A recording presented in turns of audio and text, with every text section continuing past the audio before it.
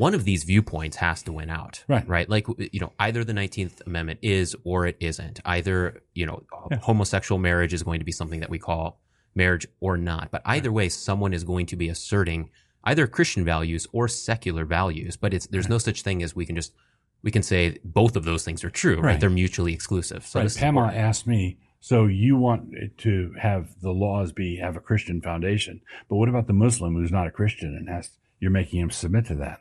And the retort should be, but you're a secularist and you're making me submit to that. I'm not a secularist. Yeah. So this is one of those inescapable concepts, which is not whether, but which. It's not whether we will have a particular worldview as the foundation for our law. It's which worldview. Okay. It's not whether. There's going to be a certain framework, a certain set of assumptions that govern our decision making. And it will either be Islamic or Christian or secular, or it's going to be something. Right. And you're never going to have a society where that something has universal acclaim from the people that are governed by it. There will be dissenters. Every government has minorities that don't go along with the reigning worldview. And nevertheless, the law based on that worldview is imposed on them, right? So it's not whether, but which. So, a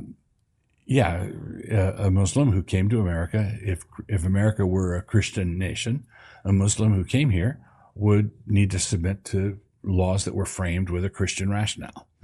Just as if I moved to Saudi Arabia today, I would fully expect to have to deal with their God and the laws that were framed on the character and nature of their God. Yeah. Now, Pamela said, but you want to persuade them to become Christians. Yeah. Persuade them, not force them, but preach the gospel, plant churches, do all of those things.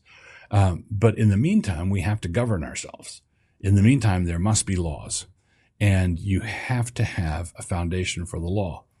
And I think the foundation that we have should be the thing that I think is true. Yeah.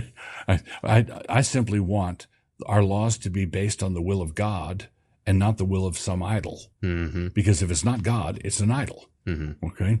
So that the first premise is that that in order to be morality at all, there has to have a transcendental, overarching authority for it. The second premise is all nations, states, tribes, whatever, are moral agents. Okay, they're moral agents. They can do moral things. They can do immoral things. So when someone says, and people try to blur this, and they blur it with statements like, you can't legislate morality. Okay. And I would retort, well, can you legislate immorality? All right. Can you pass a law that launches the genocide? Can you pass a law that legalizes the slave trade?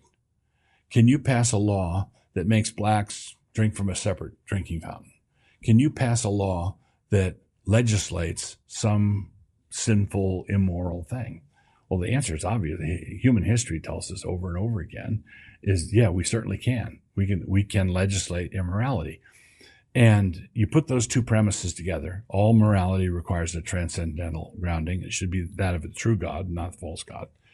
And secondly, states are moral agents. Put those two things together, and that's my Christian nationalism.